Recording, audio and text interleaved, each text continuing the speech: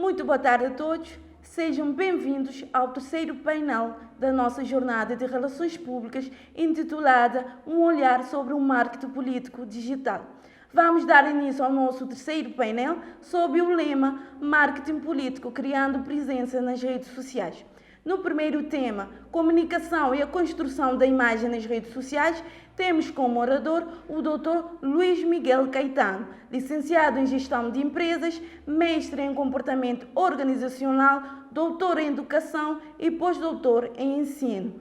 Possui experiência acadêmica e profissional nas áreas da tecnologia educativa, inovação no setor público, comportamento organizacional e relações internacionais.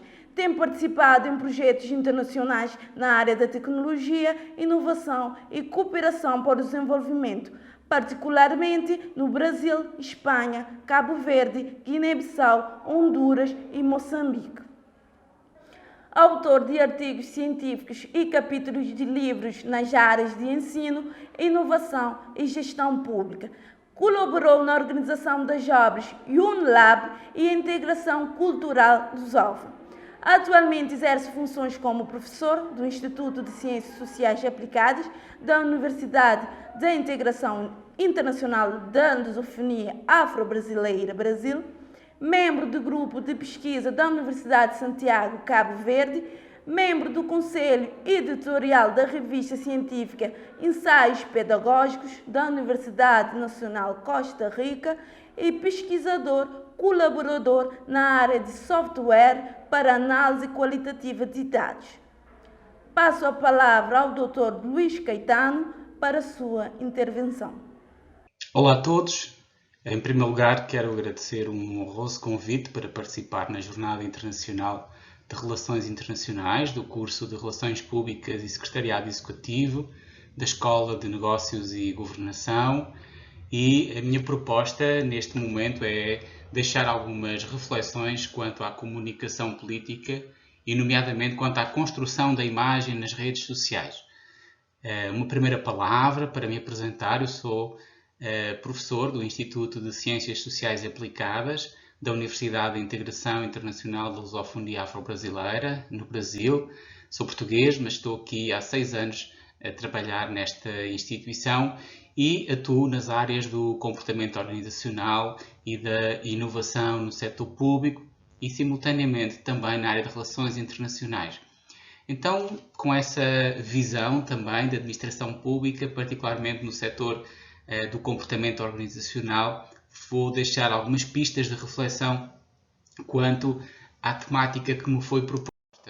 E, em primeiro lugar, deixar apenas algumas notas, alguns aspectos evolutivos dos meios de comunicação.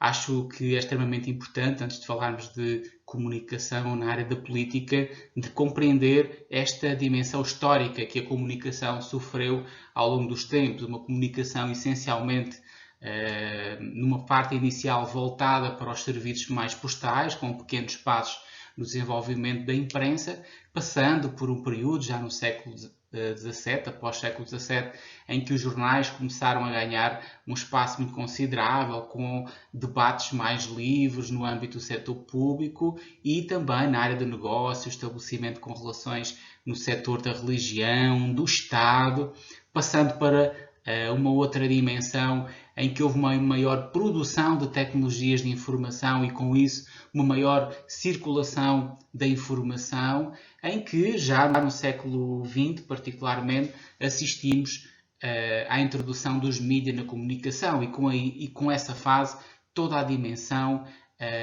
visual, nomeadamente do vídeo, da imagem, do áudio, tudo combinado em únicos recursos, transformou e muito o setor da comunicação. E hoje, século XXI, um século marcado pela dimensão virtual das tecnologias mediáticas, particularmente ao serviço das relações sociais, e que são hoje utilizadas nas mais diversas áreas e que, sobretudo, nos permitem uma comunicação em tempo real. Então, esta evolução dos meios de comunicação também revolucionou todas as relações sociais e, particularmente, a forma de nos comunicarmos em diversos setores. E qual a importância particular da comunicação no meio político, que é esse que me cabe aqui debater? Bom, a comunicação tem, sem dúvida, uma dimensão de ajudar o meio político a conhecer as realidades. A administração pública e as políticas públicas desenvolvidas por muitos políticos que assumem os cargos de gestores públicos têm como nobre desafio conhecer as realidades para que desenvolva políticas públicas para melhorar a educação, a saúde, o desenvolvimento económico, o turismo e outras dimensões. Além disso, a comunicação no meio político tem como importância estabelecer relações entre os cidadãos e o poder público. É fundamental que esses processos de comunicação existam para estabelecer essa ponte entre os cidadãos e o poder público. Além do mais, facilitar a circulação horizontal e vertical de informação entre as várias estruturas da sociedade e da estrutura da administração pública ocupada também pelo setor político. Além disso, contribuir para a formulação da opinião pública. Todos nós sabemos que construímos percepções, cada um de nós, fruto de um conjunto de características, constrói ideias dos atores políticos. E isso acontece graças aos meios de comunicação. Bom, algumas perguntas que podemos colocar. Uma primeira, quais os atuais desafios da política pública internacional? Bom, considero que a política pública internacional tem hoje 4 grandes desafios para sistematizar de uma forma mais breve. Um dos desafios é de conhecer os novos perfis de personalidade dos cidadãos. Nós hoje temos, de facto, uma sociedade muito diferente, uma sociedade cada vez mais próxima. Nós hoje viajamos facilmente, a informação corre de uma velocidade vertiginosa. Então também temos hoje cidadãos com perfis diferentes. E estes perfis tornam-nos cidadãos mais informados, cidadãos mais exigentes, e isso deve de ser tomado em conta pelas dimensões da política internacional. Além disso, conforme também acabei por referir há instantes, houve uma grande transformação nos meios de comunicação. Nós hoje temos meios de comunicação que nos permitem estar informados de uma forma instantânea e não só do nosso contexto político local, regional, nacional, mas também da comunidade internacional. Aquilo que acontece nos Estados Unidos, aquilo que acontece na China, no Japão, na África do Sul, rapidamente circula pelo mundo inteiro e nos chega através de um telemóvel, através de um computador e, de facto, isso é um grande desafio para a política internacional. Outra dimensão é a questão do voto, ou seja, existem vários documentos, várias publicações, inclusive vários estudos que revelam alterações no sentido de voto, isto é, mesmo reconhecendo que isto não se aplica de uma forma muito cartesiana em todas as dimensões, mas há várias realidades que nos revelam que há uma tendência para uma separação do voto daquilo que acontecia há muitos anos atrás, de um voto fidelizado a padrões partidários. Hoje, muitos eleitores numas eleições votam numa tendência partidária, noutras eleições votam noutra tendência partidária, e há um conjunto de fenómenos que alimentam essas mutações de uma forma natural e frequente nos vários tipos de votações que nós assistimos. Outra questão que alguns chamam por algumas fragilidades nos movimentos democráticos, é que em muitos sistemas democráticos estão a ser eleitos representantes que curiosamente se apresentam para eleições e que ganham essas mesmas eleições defendendo um conjunto de valores que não estão alinhados com os princípios da democracia. Há várias publicações de um grande interesse que mostram como está a morrer a democracia em alguns países do mundo, quando esperaríamos que para que conquistassem as eleições presidenciais ou legislativas, os candidatos o conseguissem através da defesa de um conjunto de valores que estão enraizados nos sistemas democráticos, mas curiosamente há a ascensão de uma série de representantes políticos que conseguem fazê-lo, inclusive marginalizando alguns valores democráticos. Então este é um outro desafio que a política internacional, na minha perspectiva, enfrenta nos dias de hoje. Outra questão que também podemos colocar é o que é que a comunicação, o que é, aliás, a comunicação política eficiente. O que é que nós poderemos fazer para que essa comunicação possa chegar a bom porto de uma forma generalizada? Então, eu julgo que é quando essa comunicação é capaz de estimular dimensões emocionais, nomeadamente como a confiança, as crenças, o compromisso e a personalização. Na minha perspectiva, a comunicação política ela atingirá de uma forma eficiente os seus objetivos quando gerar alteração comportamentais nos destinatários para quem é dirigida. E, nomeadamente, estas dimensões. Não é? Nós acreditamos em alguns agentes políticos quando eles nos transmitem estas dimensões da confiança, da crença, de sabermos que vão cumprir aquilo que estão apresentando nos seus projetos, nos seus desafios, não é? E, sobretudo, quando o fazem de uma forma direcionada, de uma forma personalizada para aquilo que são os problemas dos jovens, dos adultos, dos idosos, dos empresários ou de outro tipo de perfil dos cidadãos. E qual é o perfil dos eleitores, aliás, dos atuais eleitos, no dia de hoje? Um pouco alinhado com aquilo que eu referi há pouco, nós temos atuais eleitos que ocupam posições políticas que tornam-se conhecidos os eleitores, não muitas vezes pelo seu percurso histórico, por uma tradição familiar ou partidária, como acontecia até recentemente, mas a sua notoriedade acontece através dessa dimensão das redes de tecnologia de informação e comunicação e, de uma forma particular, através das redes sociais. São personalidades que apresentam posicionamentos cada vez mais críticos e controversos, não é? Nós temos vários padrões que nos revelam isso, desde os Estados Unidos, alguns países da Europa, como aconteceu, está a acontecer recentemente também com alguns casos em Portugal, mas também aqui no Brasil, onde eu trabalho, há várias situações que revelam esse tipo de posicionamento. São personalidades que não recorrem a uma grande equipe partidária, então a sua ascensão de notoriedade ela não acontece por essa máquina partidária, mas acontece de facto às vezes por questões de populismo, como nós sabemos. Não são figuras com histórico na política e acabam por beneficiar dos algoritmos das redes sociais, aqueles algoritmos que fazem reproduzir mensagens, chegar mensagens a muitos grupos de WhatsApp, e isso teve um boom visível na comunidade internacional, particularmente desde a eleição de Donald Trump nos Estados Unidos. Outra questão também que gostaria de colocar é quais os elementos fundamentais na comunicação política. Então, destacar aqui alguns desses elementos que eu julgo extremamente relevantes. Um deles é que a comunicação política ela deve estar baseada numa construção de uma narrativa política. Isto é, não deve ser um conjunto de fenómenos ocasionais, isolados, mas deve ser uma construção de um processo de comunicação de narrativas que inspirem as pessoas. E inspirem as pessoas a investir tempo, o seu tempo, na dedicação a um projeto político.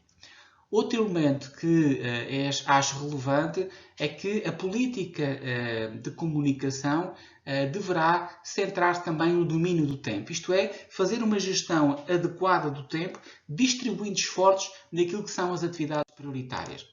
Além disso, a comunicação política deverá dar a devida atenção à dinâmica da comunicação. Isto é, imprimir um estilo de quem está comunicando.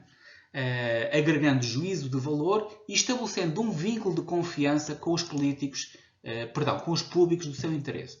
E por último, na minha opinião, a comunicação política deverá dar a devida atenção também às redes sociais, o tema que nos faz estar aqui. Ou seja, garantir uma importância para o domínio das redes sociais de forma a que através delas seja possível falar com públicos de uma forma segmentada. E nós sabemos que as redes sociais nos permitem alcançar esse tipo de públicos. Porquê? Porque no momento de criarmos perfis nas redes sociais, nós estamos a transmitir aos proprietários dessas redes sociais um conjunto de informação dos nossos dados pessoais que permitem, no momento que essas redes vendem esses dados a empresas e a setores também da área política, informações que permitem essa comunicação por género, por idade, por profissão, por localização geográfica, etc. Então, estes elementos para mim são fundamentais para estabelecermos uma boa comunicação política. Como as redes sociais podem ajudar nesse processo de comunicação política? Bom, algumas pistas, de uma forma breve, para deixar para a vossa reflexão. Uma delas é a possibilidade que temos de recorrer a modelos de postagens. Isto é, todos nós sabemos que muitas vezes a qualidade de uma postagem que vão fazer, de uma publicação, se assim quiserem denominar, é fundamental para que o público tenha uma facilidade na leitura, não é? Uma boa imagem, um bom texto, uma boa combinação entre o texto e a imagem, uma boa sincronização dos elementos multimídia. Então, existem alguns facilitadores, alguns programas que nos ajudam de uma forma rápida, nos ajudam a nós e às equipes da comunicação política a fazer essas publicações de uma forma simples, não é? Então deixei alguns exemplos de aplicações que podem ser utilizadas para criar estes modelos de publicação. Outro aspecto, outra contribuição tecnológica é a questão do landing page. O que são landing pages? São ferramentas que ajudam a criar páginas que têm como objetivo principal gerar conversações entre os eleitores ou a população, não é? Com vista a quê?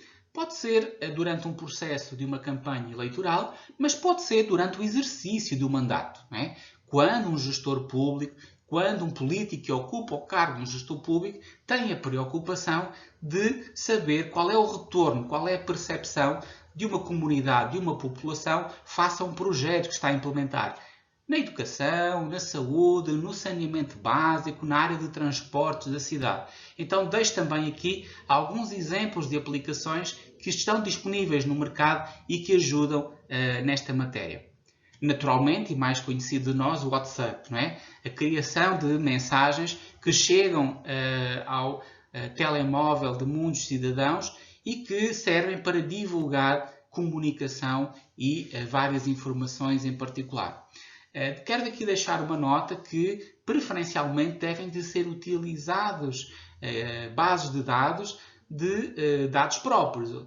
Existem algumas empresas que vendem bases de dados de contactos, mas muitas vezes o mais adequado é que a comunicação política, a comunicação ligada a um setor político, crie mecanismos para criar as suas próprias bases de dados que têm naturalmente uma qualidade acrescida de acordo com as necessidades desse processo de comunicação. Outros dois elementos, nomeadamente o chatbot, que é o chatbot, é um programa de computador que tenta simular o diálogo com um ser humano. Então são, de certa forma, robôs que permitem estabelecer processos de comunicação através das redes sociais. Outro elemento também que pode ser utilizado são os estúdios de criação. Muitas vezes as equipes de comunicação política não são muito grandes, não é? Preparar, programar, agendar divulgações nas redes sociais envolve tempo. Então, estes estudos de criação permitem, por exemplo, agendamentos e também acompanhar os resultados das redes sociais. Quantas pessoas acompanham, com que frequência, qual o seu perfil, o número de visualizações, o número de gostos ou de curtidas, como nós designamos aqui no Brasil. Então, estes estudos permitem acompanhar e programar esse número de publicações e deixo também aqui exemplos de alguns programas que poderão ser utilizados para esse fim. Outra questão, como é que, por exemplo, o Facebook e o Instagram podem ajudar na comunicação política? Bom, o uso das redes sociais, na minha opinião, ele deve ter um foco nos resultados, não é? Garantindo principalmente a entrega de conteúdo que sirva para gerar um juízo de valor nos cidadãos, particularmente em aspectos que ajudem os cidadãos a resolver os seus problemas. Então, esse deve ser a principal preocupação de quem faz comunicação política através das redes sociais. E E, igualmente também importante para este processo de comunicação através das redes sociais é produzir conteúdos que gerem valor para a sociedade, disponibilizar esses conteúdos de forma a que eles provoquem ou potenciem mudanças comportamentais, não só para o voto, mas de fidelização, de acompanhamento, de compromisso, de estabelecer algum tipo de relação de afetos, não é? Esses conteúdos eles devem ter características que promovam a interação, que sejam adequados do ponto de vista de linguagem em relação aos diferentes públicos. Devemos de fazer essas publicações e essa comunicação através de uma segmentação dos processos de comunicação, de acordo com os públicos-alvos que devemos atingir, e recorrer ao impulsionamento dos conteúdos. O que é que deve ser considerado para a publicação de vídeos e fotos nas redes sociais? Produzir com profissionalismo, não é? Haver um planejamento, escolher muito bem o sentido das fotos e dos vídeos, os lugares, das pessoas que estão nessas fotos, dos factos a que eles se referem, e ter também atenção que a comunicação ela pode ter dois fins, públicos internos e públicos externos. Muitas vezes a comunicação nas redes sociais ela chega à comunidade internacional, que através dela formula também os seus juízos. Então é importante cuidar também dessas dimensões. Deixo agora alguns exemplos de figuras públicas internacionais que através de imagens utilizam as redes sociais para se comunicar. Temos aqui o caso do ex-presidente Obama, que está no chão com uma criança, e esta imagem, sem dúvida, foi preparada no sentido de dar uma ideia de generosidade, simplicidade, ligação afetiva com as crianças, não é? A posição em que o ex-presidente se encontra, o olhar, enfim, tudo isto é eficiência dos processos de comunicação e tem um determinado impacto das imagens nas redes sociais. Outra imagem, não querendo de modo algum formular aqui um juízo entre o que está certo e o que está errado, mas apenas utilizando imagens para ter leituras diversas sobre as mensagens que elas podem transmitir nas redes sociais. Aqui o atual presidente brasileiro, Jair Bolsonaro, que está com uma criança ao colo e neste momento não numa relação tão afetuosa como a anterior, mas numa relação simbolizando, utilizando aliás um gesto que marcou a campanha do presidente brasileiro com a posição da mão, com o dedo indicando a posição de uma arma, incentivando uma criança para fazer isso. Aqui uma outra figura pública, o presidente português, Marcelo Rebelo de Sousa, sempre muito próximo das pessoas e aqui fazendo uma selfie, como muitas vezes ele faz, junto de jovens. É possível ver a proximidade, não há aqui nenhuma barreira entre o presidente e a população, aqui no caso dos jovens. Os jovens estão completamente concentrados na foto, querendo marcar presença nessa imagem. Então isto é uma imagem da figura pública e no caso do gestor político muito interessante, não é? Aqui no caso, também numa situação semelhante, o atual presidente brasileiro tenta fazer uma selfie, mas vejam que a envolvência é diferente. Estão aqui seguranças da segurança pessoal do presidente, que não acontece na foto anterior. O presidente não está próximo, existem aqui duas barreiras físicas, ele está distante da população, então também poderia haver outro tipo de interpretação. Aqui, mais uma vez, o presidente português, também numa situação de tragédia, consolando uma pessoa que passou por uma situação de sofrimento, numa calamidade com os incêndios em Portugal, e que ele tenta confortar, e vejo uma relação muito intimista de afeto, que naturalmente tem um impacto muito grande na comunicação. Já aqui, nesta imagem, a equipe na época de governo do Brasil, em que no centro está o presidente com uma forma de vestir muito peculiar, tradicionalmente não muito vista numa figura presidencial, e tratava-se de uma sessão de apresentação de um conjunto de propostas na reforma da segurança social aqui no Brasil, e o presidente surgiu no momento destas características, de facto com uma forma extremamente informal, que muitas vezes não é bem vista nestes momentos. E sem dúvida que as redes sociais e os utilizadores das redes sociais acabam por construir percepções em relação à pessoa, e mais, esta imagem é vista não só no país, mas no mundo inteiro. Então poderá construir-se uma imagem, um conjunto de representações sobre a figura política que está aqui em causa.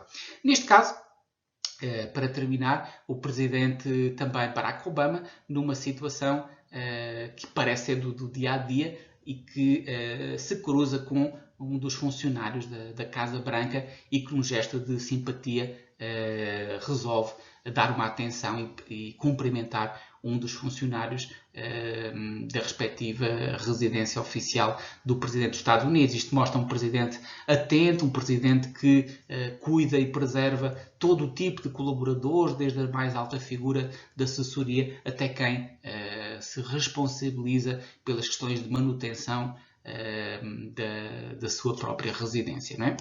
Bom, quase para terminar, as redes sociais são mesmo importantes para a comunicação política? Alguns dados de estatísticas realizadas no Brasil, foi um estudo realizado por uma ONG, denominado esse estudo de Eleitor Conectado Brasileiro, um estudo realizado muito recentemente, em 2020, e que mostra a importância, por exemplo, das redes sociais junto dos cidadãos e dos eleitores brasileiros, e que indicam que todos os dias acompanham de uma forma muito significativa a realidade da sua cidade, da sua comunidade, através das redes sociais, não é? Fazem isso todos os dias mais de 55% dos inquiridos, e foram quase 4 mil inquiridos. Outra questão que este estudo também se preocupava era em saber, quando o assunto é um candidato político, quais as formas que os cidadãos usam para se informar sobre ele durante a campanha eleitoral. E vejam que, de uma forma diária, 52% dos cidadãos inquiridos aponta as redes sociais. Então, as redes sociais têm, de facto, no caso do contexto brasileiro, um peso muito grande na formulação do perfil e na avaliação que se faz de um candidato político. Para sublinhar isto, também nas eleições presidenciais de 2018, a pesquisa do Data Senado, que é uma estrutura de investigação dentro do Senado brasileiro, evidenciou que as redes sociais influenciaram o sentido de voto dos cidadãos brasileiros para a eleição do atual Presidente da República em 45% da população. Então vejam, quase metade dos brasileiros revelam que tomaram a sua decisão através de informações que circulavam nas redes sociais. Em síntese, para nós concluirmos, as redes sociais, na minha opinião, assumem uma primordial importância na sociedade atual. Uma parte significativa dos atuais processos de comunicação são realizados através das redes sociais. Estudos, como alguns que eu aqui apresentei, revelam a importância das redes sociais no desfecho de resultados eleitorais e na construção das percepções sobre políticos e os agentes públicos. E, por último, a comunicação política, ela deve preconizar ações que integrem as redes sociais na estratégia de comunicação. Finalizando, considero que a comunicação política não poderá e não vai mais abdicar de olhar de uma forma criteriosa, de uma forma zelosa, de uma forma planejada para a importância das redes sociais no destino político de muitos países, e por isso as redes sociais hoje são tão procuradas, e particularmente o investimento em conhecer essas redes, em integrar comunicação nas mesmas, é essencial e eu diria quase que determinante para a saúde de muitos ambientes democráticos pelo mundo. Deixo estas reflexões e mais uma vez agradeço o convite para participar neste evento. Sucesso em todo o evento para todos vós e muito obrigado mais uma vez. Muito obrigada ao Dr. Luís Caetano pela sua intervenção. Dando continuidade, no segundo tema, o impacto das redes sociais na forma de atuação dos políticos, temos como oradora a doutora Rosário da Luz. Licenciada em Comunicação, com especialidade em Cinema pela Universidade de Emerson, Estados Unidos da América, Rosário da Luz teve o seu primeiro emprego nos estúdios da Fox em Los Angeles. Regressou a Cabo Verde em 1998, onde trabalhou na produção de diversos projetos cinematográficos e publicitários. Trabalhou posteriormente como assessora de comunicação em vários departamentos do Estado e foi diretora da televisão de cabo. Em 2007 e 2013, foi secretária-geral da Câmara do Comércio de Sotavento e agora sócia-gerente da Spina, uma empresa de produção publicitária e consultoria de comunicação e imagem. Entre 2012 e 2015, foi colunista permanente do jornal Expresso das Ilhas e, a partir de 2013 e 2016, comentadora convidada em diversos programas informativos da rádio e da televisão de Cabo Verde. Administra atualmente 2 páginas online, onde comenta via texto e audiovisual a política e a atualidade cabo-verdiana, para além de colaborar ocasionalmente com diversas outras publicações. Passo a palavra à doutora Rosário da Luz para a sua intervenção. Há uma década que não se fala noutra coisa senão o impacto que as redes sociais tiveram sobre a política, sobre o exercício do poder político e sobre o exercício da cidadania. E é verdade, aquilo que aconteceu na última década no espaço político por causa das redes sociais foi de facto uma revolução. Mas para perceber exatamente qual é a dimensão, qual é o caráter dessa revolução, é preciso contextualizar o aparecimento das redes sociais na conjuntura política atual como parte daquilo que é o histórico das relações entre a política e as tecnologias de informação. Eu gostaria de começar mesmo no início da humanidade, em sociedades muito pequeninas. Em sociedades muito pequenas, as exigências de gestão, as exigências de coesão social, do exercício do poder político, as narrativas que mantêm a sociedade junta, vão diretamente da boca dos líderes, da boca dos sacerdotes, da boca de quem detém o poder dentro da sociedade, para os ouvidos de cada indivíduo dentro da sociedade. Não há um hiato entre o exercício do poder, entre o governante e o governado. Mas o que é que acontece à medida que as sociedades crescem, à medida que elas se expandem e se complexificam? É que a distância entre o governado e o governante aumenta. As coisas não vão diretamente da boca do governante para a boca do para o ouvido do governado. As coisas agora, o exercício do poder é progressivamente retirado da visão, do testemunho, da esfera do indivíduo comum. Ele perde o contacto que era íntimo, que anteriormente era íntimo e que ele tinha com o exercício do poder. O que é que acontece agora? É que o poder é retirado da sua esfera. E este é o status quo ao longo de milénios, dos milénios que separaram as sociedades pequeninas e primitivas, que eram democráticas, das democracias modernas. Nas democracias modernas, o que acontece é que o indivíduo comum é reinserido na esfera do poder, pelo menos parcialmente. Ele já não pode exercer a democracia de forma direta, como era possível em sociedades muito mais pequenas, mas o Estado setecentista, que foi onde foi a gênese das democracias modernas no Ocidente, já era complexo demais, já era extenso demais para permitir o exercício direto da democracia pelo cidadão.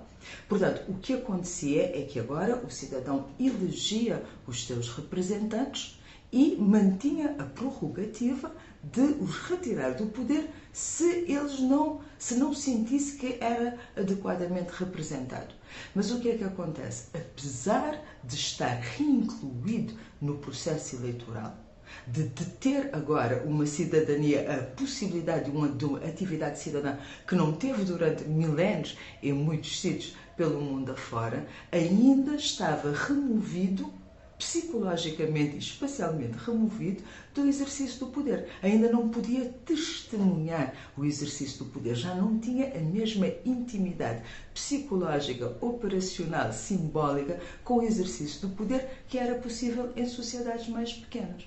Portanto, apesar da sua reinclusão dentro da esfera política, as democracias modernas continuavam a ser sociedades estratificadas. E numa sociedade estratificada continuava a ser patente de que o acesso ao poder, o acesso aos espaços de decisão, o acesso aos eventos que determinavam o curso da história das nações, do país, do indivíduo, etc., era restrito às elites políticas e económicas, continuava fora da esfera do indivíduo comum. Mas o que aconteceu nos últimos 100 anos foram 3 revoluções tecnológicas que baralharam um bocado as cartas naquilo que são as possibilidades de participação política e cívica do indivíduo comum e no sentimento de intimidade que ele tem com o exercício do poder. Estas 3 revoluções foram a rádio, a televisão e agora a internet. Começar pela rádio. Na década de 20, a rádio começou a ser parte daquilo que era o standard da comunicação política. Os políticos começaram a ver na rádio a possibilidade de divulgar, disseminar a sua mensagem. Tinham que formatar o discurso para um novo canal, mas a possibilidade de ampliar o alcance da sua mensagem era enorme. E o que é que isso trazia ao eleitor numa democracia? Trazia a possibilidade de participar, pelo menos de forma psicológica, de participar de forma mediada dos eventos que antes ele era excluído. Numa publicidade para um aparelho de rádio, na época, aquilo que o fabricante promete ao público é que com o seu aparelho ele já não será excluído dos grandes eventos e das grandes convenções dos grandes partidos políticos. Ele poderá ver o seu candidato, ele poderá ouvir o seu discurso, ouvir a sua voz. De alguma forma, o que a rádio fez foi, para além da inclusão do cidadão no processo político formal, ele trouxe esse processo político de volta e, de certa forma, para a intimidade do cidadão, mas não completamente. Um filme do Woody Allen de 1967 e 87 chamado Radio Days diz que uma das personagens afirma que há aqueles que bebem champanhe nos clubes da moda e há aqueles que ouvem-nos beber champanhe nos clubes da moda pela rádio, que somos nós, que é o cidadão comum.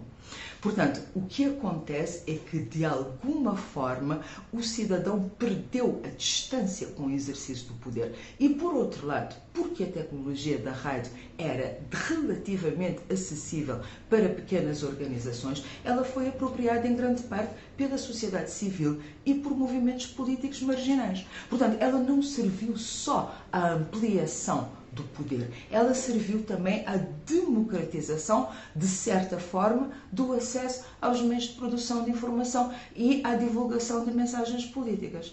A televisão não fez isso. Revolucionou, sim, a forma de diálogo que a política tinha com o cidadão. Aumentou a sensação que o cidadão tinha de intimidade com o exercício do poder, porque agora não só ouvia, mas podia ver os detentores do poder político, podia observar as elites em ação, podia testemunhar aquilo que eram os eventos que determinavam o curso da nação. Mas, ao contrário da rádio, que era uma tecnologia acessível e que permitiu, de certa forma, à sociedade civil e à cidadania beneficiar também de forma diferente, mas beneficiar também daquilo que era a possibilidade de disseminar a sua mensagem, a televisão fez exatamente o contrário. O setor é altamente regulado, sempre foi, sempre será. Os investimentos em know-how técnico, os investimentos em equipamento caro são de tal forma onerosos que só uma extrema elite económica e política é que consegue aceder à comunicação audiovisual através da televisão. Portanto, ao contrário da rádio, que foi uma tecnologia que foi possível de ser apropriada pelas forças menos poderosas da sociedade, a televisão era fundamentalmente um instrumento, pelo investimento que ela requeria, era um instrumento do poder estabelecido. A apropriação dos meios, das novas tecnologias de comunicação, a participação nas redes sociais foi realizada pelas elites políticas, pelas grandes organizações políticas, assim que puderam observar o peso que esta nova forma de comunicar tinha sobre a formação da opinião pública. E, de facto, a participação, a apropriação das redes sociais trouxe um conjunto de vantagens às organizações políticas. A possibilidade de manter uma comunicação permanente, uma comunicação variada a baixíssimo custo, a possibilidade de dispensar intermediários na construção da sua própria imagem e na divulgação do seu próprio discurso e uma interação horizontal com o eleitor, com feedback imediato. Portanto, trouxe um conjunto de vantagens à comunicação política entre as organizações políticas, principalmente a elite política, e o eleitor. Mas o facto é que as elites políticas sempre tiveram um acesso privilegiado aos meios de comunicação, seja na área da imprensa, na área da rádio ou na área da primazia da televisão.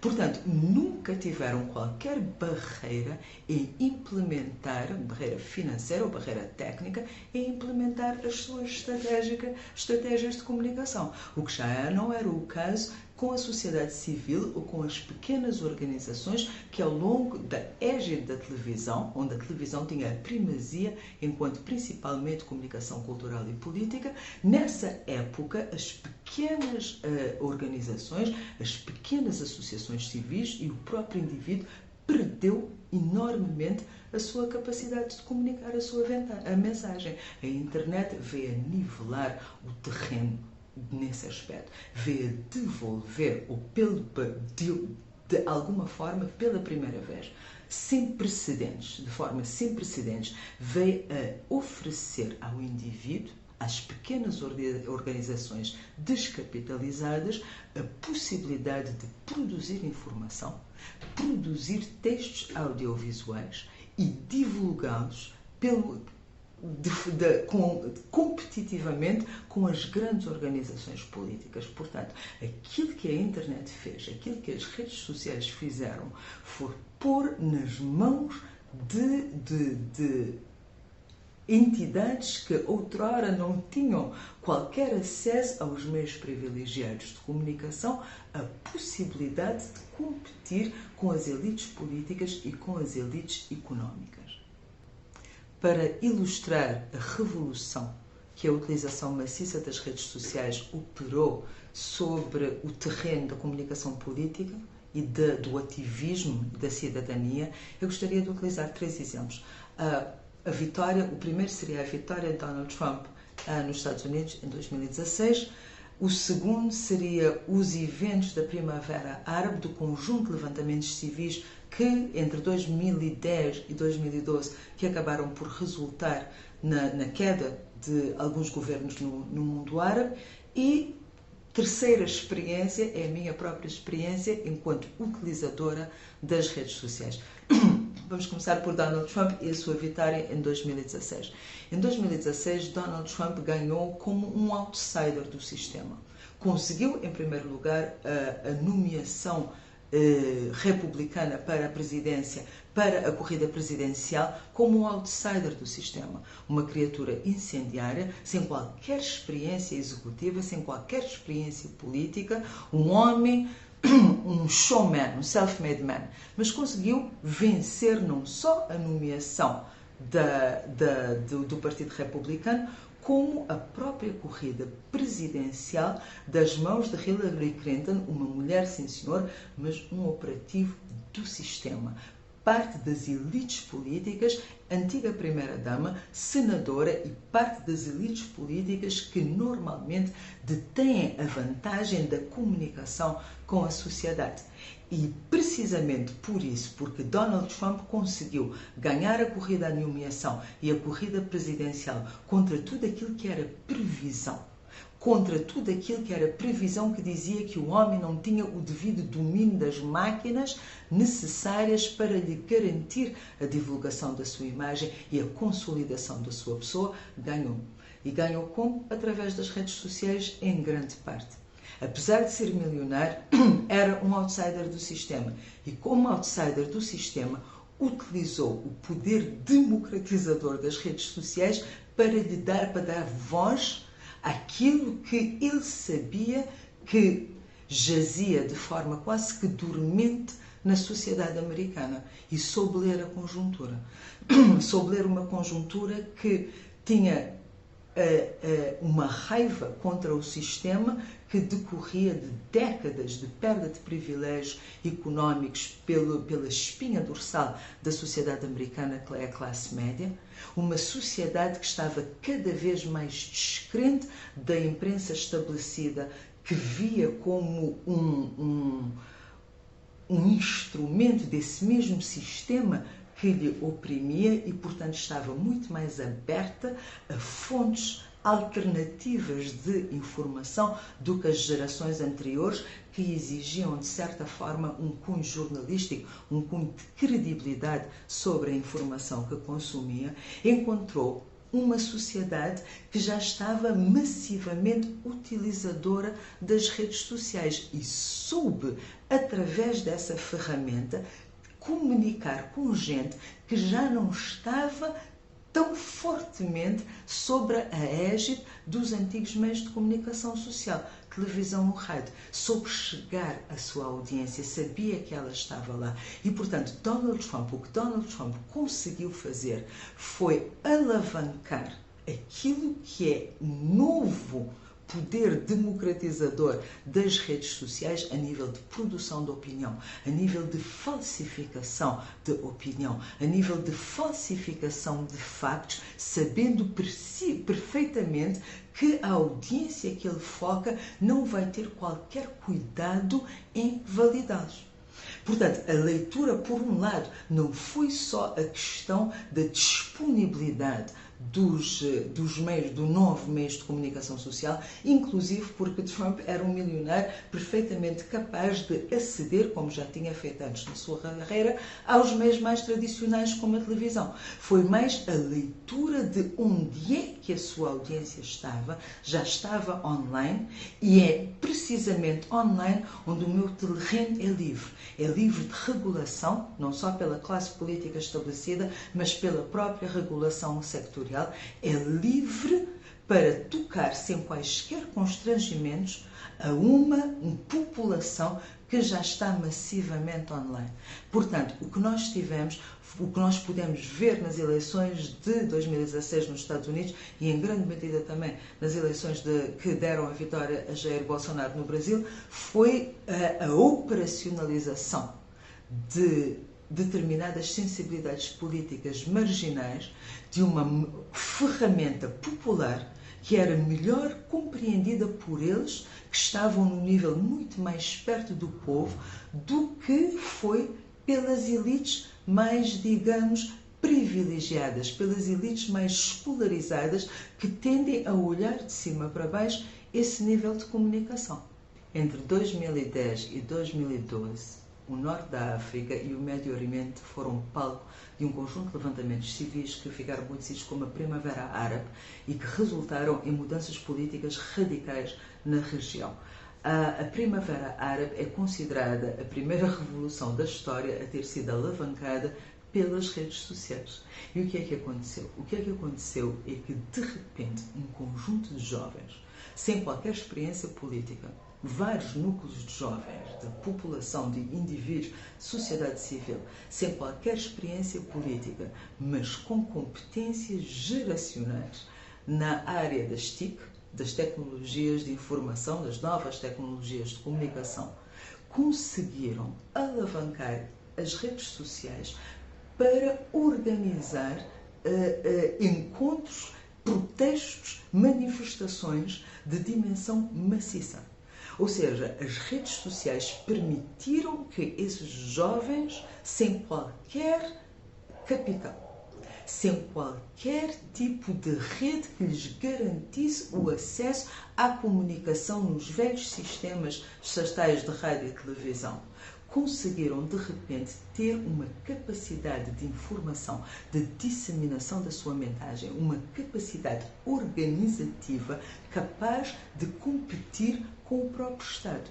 Portanto, o que as redes sociais fizeram foi dar a gente que anteriormente não teria qualquer expectativa de ter o mesmo poder organizativo, o mesmo poder de sensibilização do Estado, dar-lhes esse poder de sensibilização, dar-lhes esse poder organizativo. Portanto, exatamente a mesma ferramenta que funcionou sob as mãos hábeis de Trump, das campanhas de Trump e de Bolsonaro, que souberam ir buscar a sua audiência para desinformar. Da mesma forma, os jovens que organizaram a primavera, os protestos na Primavera Árabe, também sabiam ir buscar à internet, às plataformas sociais, a sua audiência para a informar. Nós temos, está na moda ultimamente, assim como nós discutimos o impacto das redes sociais sobre o terreno político, sobre o terreno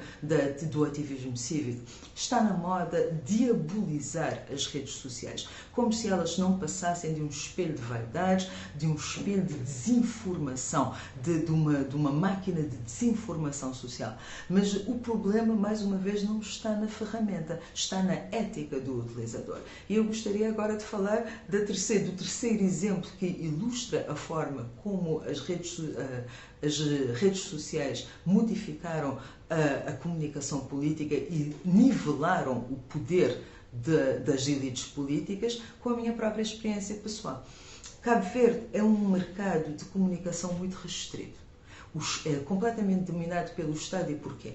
Apesar de nós termos uma democracia de facto, apesar de, como este vídeo prova, nós temos o direito à liberdade de expressão, nós temos o direito ao acesso à informação, mas, por outro lado, o mercado não o garante. Não o garante porquê? Para viabilizar as iniciativas independentes, as iniciativas a nível de publicações, de comunicação independentes, é preciso um mercado de vendas e um mercado publicitário. Duas coisas que Cabo Verde não tem. Portanto, as publicações ou dependem do Estado ou dependem do mercado irrisório que não lhes permite fazer os investimentos suficientes para demonstrarem um jornalismo de monta. O que significa que, se o Estado não quer, a voz não é ouvida, pelo menos não naquilo que são os canais tradicionais de comunicação. Muito obrigada, doutora Rosário da Luz, pela sua intervenção. Dando continuidade, no terceiro tema, marketing política e o poder nas redes sociais, temos como orador o Dr. Walter Marcos Fortes, doutor em Administração pela Universidade de Caxias do Sul 2018, mestre em Administração pela Universidade de Caxias do Sul 2010, bacharel em Administração do Comércio Exterior pela Universidade de Caxias do Sul 2008, coordenador técnico do Gabinete do Empreendedor da Ilha de Santo Antão, Cabo Verde 2011-2013, facilitador da Oficina do Empreendedorismo de Cabo Verde, realizada pela Agência para o Desenvolvimento Empresarial e Inovação e SEBRAE, 2011-2012. Professor formador no Instituto de Emprego e Formação Profissional de Cabo Verde, das disciplinas de Gestão Empresarial e Empreendedora e Introdução ao Empreendedorismo, 2011. Professor de Organizações Públicas e Privadas na Escola de Educação Profissional de Caxias do Sul, 2014-2015. Professor de Planejamento e Gestão Estratégica e da Teoria da Administração. Pesquisa do mercado, jogos empresarial e planos de negócios. Passo a palavra ao Dr. Walter Fortes para sua intervenção. Olá, tudo bem? Antes de mais nada, eu gostaria de agradecer aos alunos do curso de Relações Públicas e Secretariado Executivo pelo convite endereçado à minha pessoa. Agradecer à universidade, do modo geral, também. Meu nome é Walter Marcos e atualmente eu resido no Brasil. E a ideia hoje é fazer um bate-papo com vocês, falando um pouquinho sobre um olhar sobre o marketing político e digital, certo? Algumas ressalvas. Aqui deve ser umas, não sei quantas vezes já tentei gravar esse vídeo, porém, como a gente mora em prédio, né, sempre é passível de algum ruído, né, e isso acaba interferindo no processo. Então, caso houver algum tipo de ruído, eu peço desculpa, né, por isso. Bem, a ideia aqui é ter um bate-papo, como eu falei para vocês, de forma descontraída, né? Imaginando que vocês estão aqui assistindo e esquecendo todos os outros problemas que podem nos assolar nesse momento, mas vamos tentar focar para ter um bate-papo de forma bem descontraída. Bem, quando a gente avançar no nosso tema, é importante também a gente entender de onde a gente veio e para onde a gente está indo, certo? Então, para isso, a gente precisa entender que a humanidade já passou por várias revoluções, né? Uma delas, com grande consequência no que a gente vai falar, é a Revolução Agrícola, que, a partir desse contexto, a gente mudou de um ser nômade e nós se transformamos em seres sedentários. A consequência disso foi reunião de pessoas, formação de civilizações, ou tribos, depois civilizações, né? E isso tem um efeito direto na forma que a nossa sociedade foi construída. Também a Revolução Industrial, que nos trouxe também novos modelos organizacionais, novas instituições sobre uma escala privada ou pública, né?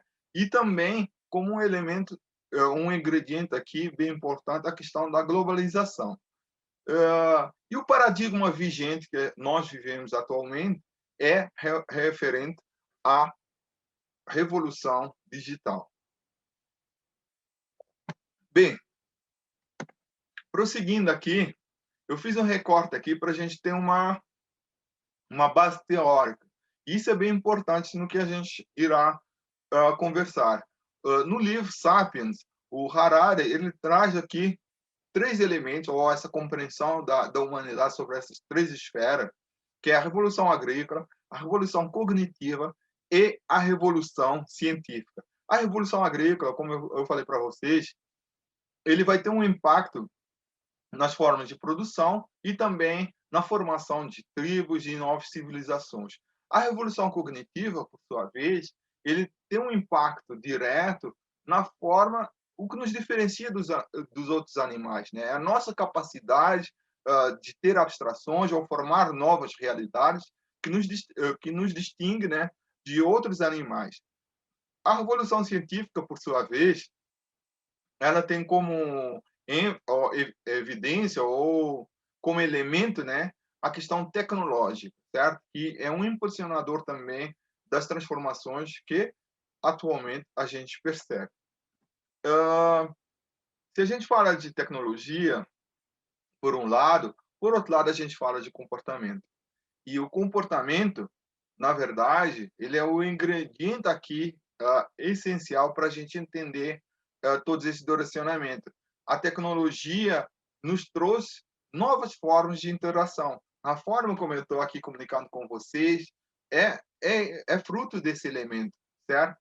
Então, claro, eu preferia 1000 vezes estar na vossa frente, batendo um papo com vocês, rindo aí com vocês, do que fazendo esse tipo de videoaula, ou palestra, ou conferência, como vocês podem caracterizar. Mas esse novo elemento nos trouxe uma nova forma de interação. E nós não podemos ignorar isso, nem as empresas, nem os políticos. Então, esse é um novo ingrediente que veio para ficar, certo? No entanto, não é algo que foi vamos dizer, profetizado atualmente. Lá em 1980, no livro A Terceira Onda, já se falava no termo prosumer, que são pessoas, ou vamos dizer, pensar em indivíduos, né, que eles são produtores e também consumidores ao mesmo tempo. Vamos pensar no contexto das mídias sociais, nós somos geradores de conteúdo e consumidores desses conteúdos. E se o político também tiver essa ciência, os partidos tiverem essa ciência, e eles influenciam ou são influenciados de forma positiva ou negativa pelo seu eleitorado, eles vão ter a mesma base que as empresas também acabam tendo, né? Que eles trazem os consumidores para coparticipar das suas ações ou no desenvolvimento de novos produtos, e que os políticos devem começar a também fazer esse movimento ou ter essa ciência desse movimento, da necessidade cada vez mais de uma envolvência do seu eleitorado. Bem, nada disso que eu estou falando para vocês é de graça, né? Pesquisa é caro, entender o seu perfil do seu eleitorado é caro, mas é necessário e traz resultado. O termo Big Data ele foi popularizado lá em 2008, ainda na campanha do Barack Obama, mas atualmente, ou recentemente, né, na eleição entre o Hillary Clinton e Donald Trump, que se teve mais, ou se explorou ainda, de melhor forma, essas ferramentas. O Big Data é análise e interpretação de uma grande quantidade de volumes de dados, e dados esses que têm vários aspectos.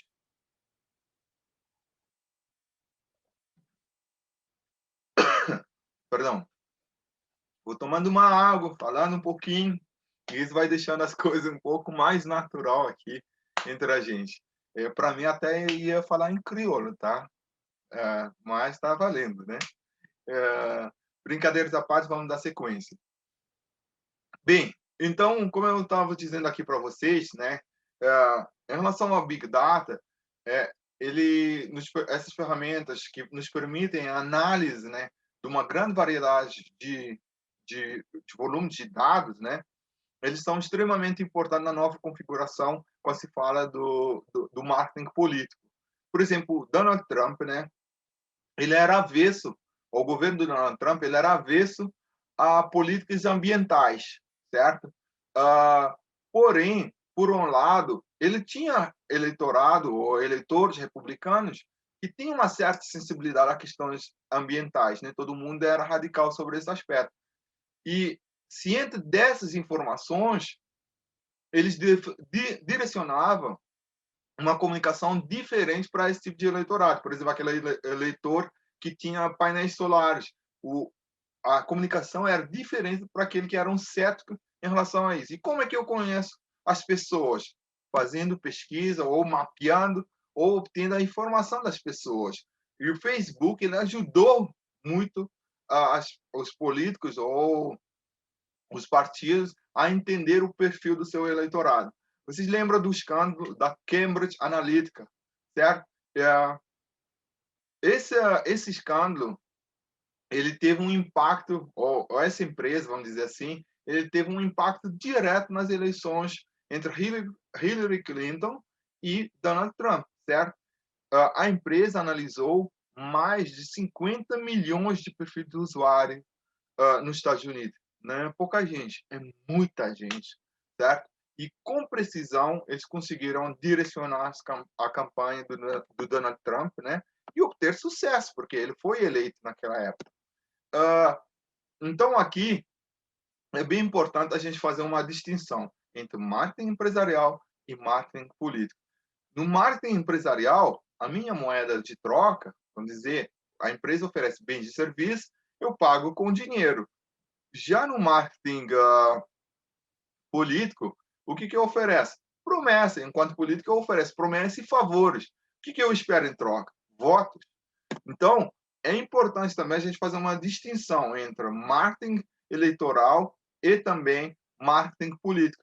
Marketing eleitoral, ações que antecedem a eleição desse candidato. Já o marketing político, ele está vinculado a uma perspectiva de longo prazo.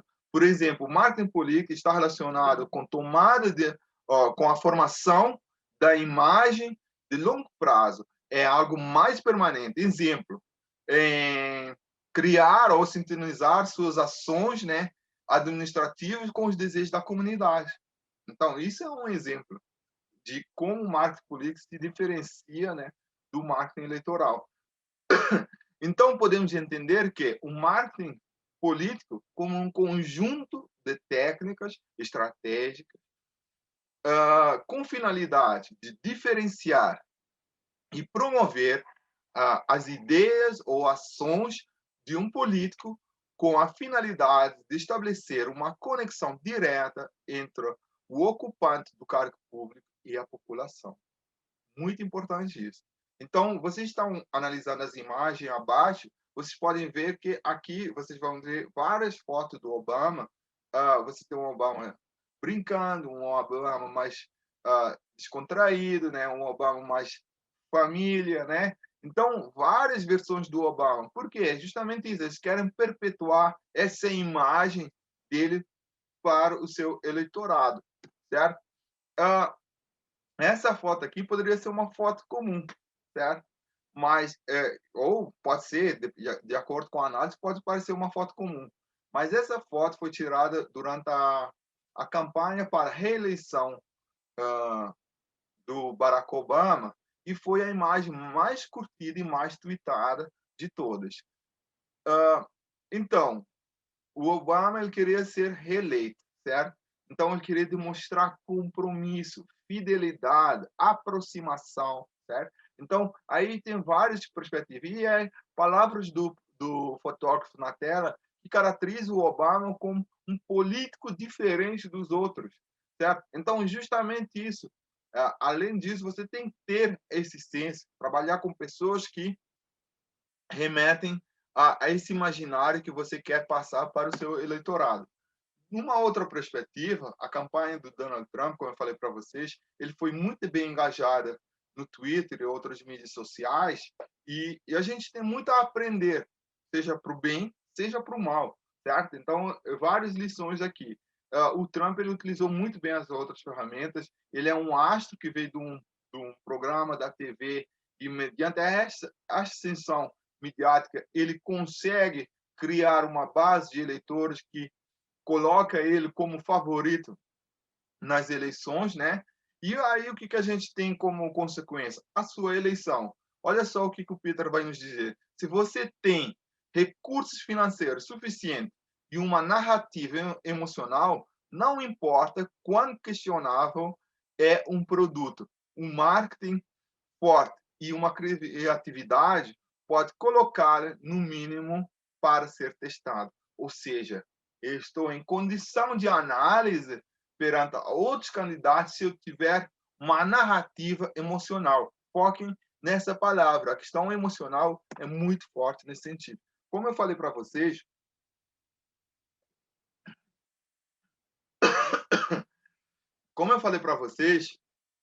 aqui é importante a gente também ter a ciência de que as ferramentas te permitam o uso para o bem e para o mal.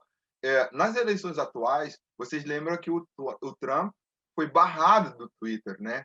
E foi uma das ferramentas que ele mais utilizou na eleição passada e na que recentemente aconteceu.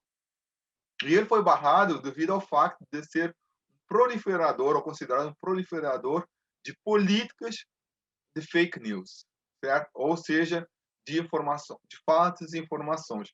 Isso também, como eu falei para vocês, o consumidor ou o eleitor ele está cada vez mais próximo do seu candidato, ou o consumidor está mais próximo das marcas, né? Então, isso é bem importante que você tenha essa ciência. Outro candidato que também faz bastante uso das mídias sociais é o Jair Bolsonaro, atual presidente do Brasil, certo? Que faz bastante uso das mídias sociais e foi eleito nessa corrente, certo? O Jair Bolsonaro, aqui, só para explicar para vocês, no Brasil, cada candidato tem um tempo de TV que é colocado de forma obrigatória, né? Porém, esse tempo às vezes varia, né, de partido para partido ou em relação à cota eleitoral que é distribuída. Beleza, mas o Jair Bolsonaro, mesmo tendo uma cota inferior naquela época, ele conseguiu ter uma posição de mais ah, evidência em relação aos outros candidatos. E isso fruto das mídias sociais. Ele conseguiu se conectar, ter um posicionamento referente ao seu, vamos dizer, a sua base de eleitores, né? Como eu falei, você pode utilizar para o bem ou para o mal. Controvérsias à parte ou ideologias à parte, ele conseguiu, de forma eficiente, comunicar para quem ele queria comunicar, certo? Então, o Bolsonaro, ele saiu, por exemplo, de 6,9 milhões de seguidores nas plataformas digitais em janeiro para 17,1 milhões de seguidores de janeiro para outubro. É muita gente, é muita gente. Então, é bem importante a gente ter essa ciência. Antes que a gente prossiga, e só para pontuar para vocês, o seu primeiro pronunciamento, ele foi feito justamente numa live no Facebook, certo? Então, para vocês entenderem a importância disso. Então, o marketing político, ele tem essa força se você tiver uma ciência que você tem vários instrumentos que podem ser utilizados de forma digital hoje, né, que permitam um alcance maior com seu eleitorado. Se eu falar para vocês, yes, we can, eu tenho certeza que já vem na vossa cabeça, Obama, certo? Estados Unidos. Ok. E isso justamente frases simples, de uma forma não tão complexa, de uma narrativa muito simples e de fácil entendimento, qual que é o objetivo da campanha. Na campanha de Obama, eles colocaram conteúdos que viralizaram um ano antes da própria eleição. Isso conteúdos, né? Certo? Não fizeram campanha, estou dizendo conteúdos, tá? Aqui eu vou passar para vocês um vídeo que é bem rápido da campanha na época do Lula, que ele foi eleito. Aqui eu vou ter que usar meu celular para puxar o áudio para vocês, e aí vocês vão entender como a conexão emocional também ele é muito importante sobre esse aspecto. Eu acabei de entrar na faculdade. Não foi fácil, mas eu consegui e agora eu tenho uma oportunidade. Nada nunca foi fácil para mim. Eu estudei em escola pública, fui criado pela minha mãe, nunca tive pai, nunca tive nada. Minha mãe mal sabe ler, mas confia em Deus e em mim. E eu vou realizar os seus sonhos, custe o que custar. Mas quantos iguais a mim, melhores do que eu, mais inteligentes do que eu, nunca tiveram uma oportunidade na vida? Estão nas ruas, nas drogas, no crime. Ninguém nasce mal, ninguém nasce bandido. É tudo uma questão de oportunidade. Oportunidade! O jovem da favela também quer ter um tênis novo, uma camisa nova e o direito de sonhar como todo mundo. Esse é o país de todos, de todos. Meu nome é João, eu sou brasileiro, amo o meu país, vivo o Brasil, viva São Paulo, viva o Cristo Redentor, viva a Amazônia, viva Luiz Inácio Lula da Silva.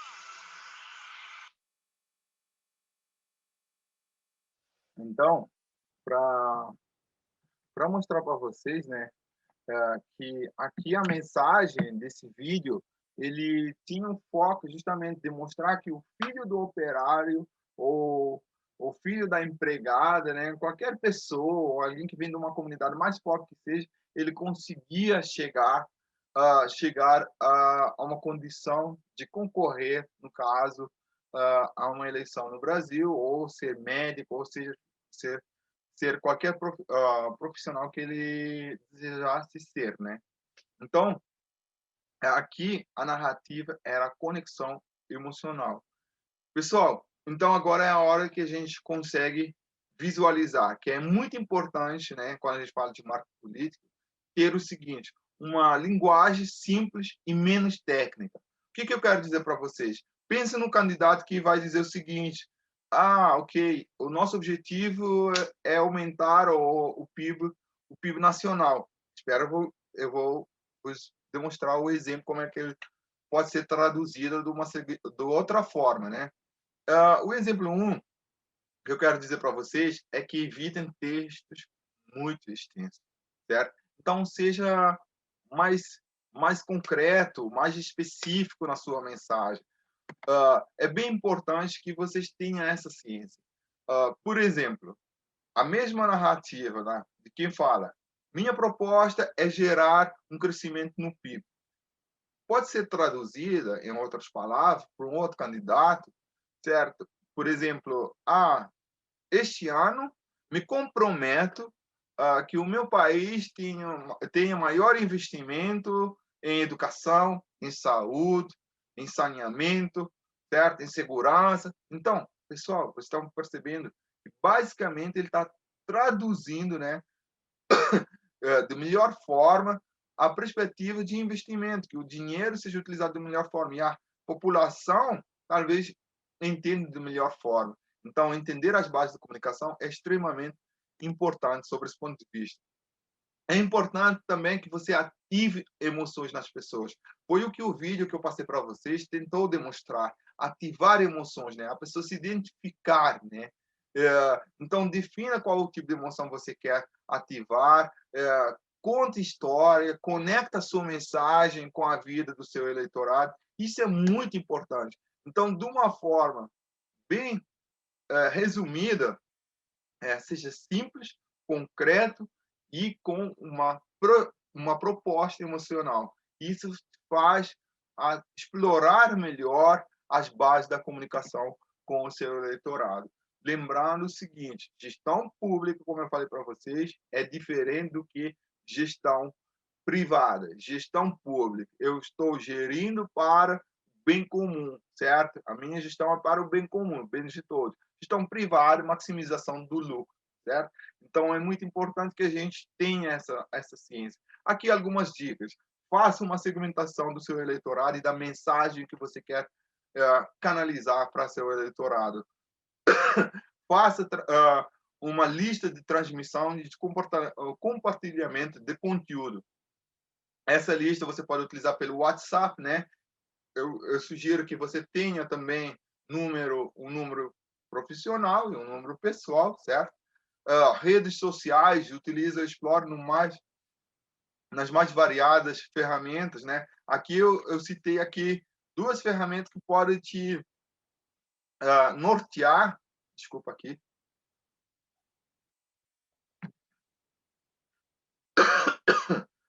Não se preocupe. Tem um distanciamento aqui entre a gente. Bem, voltando aqui, gente.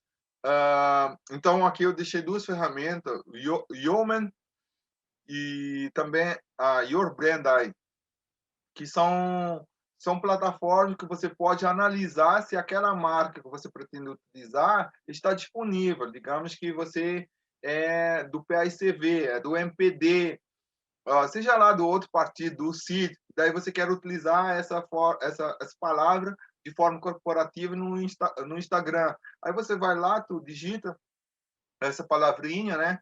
E aí tu vê se está disponível ou não em todas as outras redes. E é bem legal você pegar todas as outras redes, porque alguém pode utilizar o mesmo nome de forma indevida em outras plataformas, né? Então, compartilha fotos em vários momentos, mas com logo, ou fotos profissionais, né? Com o logo do partido, e de forma profissional, vamos dizer, fotos com famílias, em reuniões importantes, né? Com a comunidade. Faça pesquisa de opinião, faça transmissão ao vivo, vídeos curtos com propostas de pontos de vista. Hoje no Instagram tem aquela caixinha de mensagem que dá para ser usada também como fonte de pesquisa, né? Use o Twitter, apesar que em Cabo Verde ainda a gente utiliza muito pouco essa ferramenta, né? E lembra, você é a marca. Então, tenha ciência disso, né? Cultive essa vocação de se transformar na marca. E por último, isso é uma dica para o eleitor e também para o candidato, que política não é futebol. Muito obrigado a todos. Agradeço mais uma vez o convite endereçado à minha pessoa. Aproveitando aqui, eu vos convido para conhecer a nossa marca chamada Criolada, que se encontra nas plataformas digitais, no Instagram e também no Facebook. Muito obrigado a todos. Muito obrigado ao Dr. Walter Fortes pela sua intervenção. Dando continuidade, no quarto tema, branding pessoal e política, uma história de amor, temos como oradora a doutora Suzana Rodrigues, consultora de marca pessoal, com formação em consultoria de imagem pela Blossom, de Story Your Life With Them, com Carol Pearson, consultora arquetípica por Caroline Mess e consteladora organizacional por Cecílio Rigoso. Dirige o seu trabalho para o desenvolvimento da marca pessoal com agentes de mudança, organizações e comunitários. Tem especial interesse em dinâmicas e sistêmicas de gestão de trauma e mudança organizacional. Passo a palavra à doutora Suzana Rodrigues para a sua intervenção. Olá a todos, o meu nome é Susana Cristina e quero dizer-vos que estou muito, muito feliz por poder fazer parte destas que são as jornadas de relações públicas focadas em encontrar este ponto de encontro entre aquilo que é o mundo digital e a esfera política. Quero começar por agradecer à Universidade de Cabo Verde e aos seus professores, estudantes e em especial à doutora Sandra Lima pelo generoso convite e por poder estar aqui hoje a partilhar um pouco mais sobre esta que é a minha grande paixão, que é o desenvolvimento de marcas pessoais. Aceitei este convite também porque acredito que a construção de marcas pessoais aplicadas à política, portanto o desenvolvimento de branding político é uma ferramenta essencial para o transformar e o reaproximar as pessoas da política. E, portanto, quanto mais pessoas estiverem envolvidas, maiores também são as soluções criativas e coletivas e mais fácil se torna para todos juntos criarmos um mundo mais sustentável e mais justo. Ao longo dos próximos 15 minutos, o meu objetivo é traçar convosco a resposta a 3 grandes questões. A primeira, o que é isto de marca pessoal? Eu acho que é um conceito ainda muito recente e que carece de alguma explicação. A segunda é como é que podemos aplicar os princípios de marca pessoal ao branding político? E a terceira é o que é necessário para desenvolver uma marca pessoal política que seja simultaneamente clara, incisiva, eficiente e íntegra e responsável. Vamos então avançar com a nossa apresentação.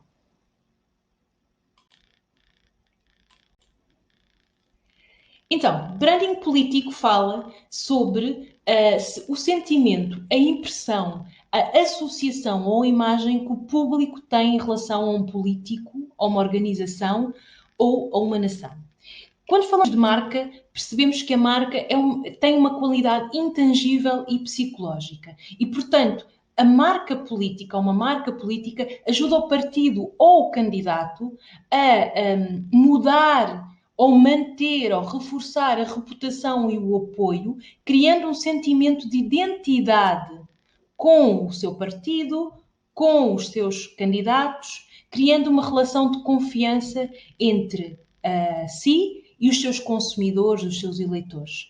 Quando falamos de marca política, sabemos que esta ajuda os consumidores políticos a compreenderem mais rapidamente o que é que aquele determinado partido responsável ou candidato tem que os distingue dos demais e em que medida é que se sentem ou não mais identificados com as suas causas, com as suas razões e com os seus argumentos.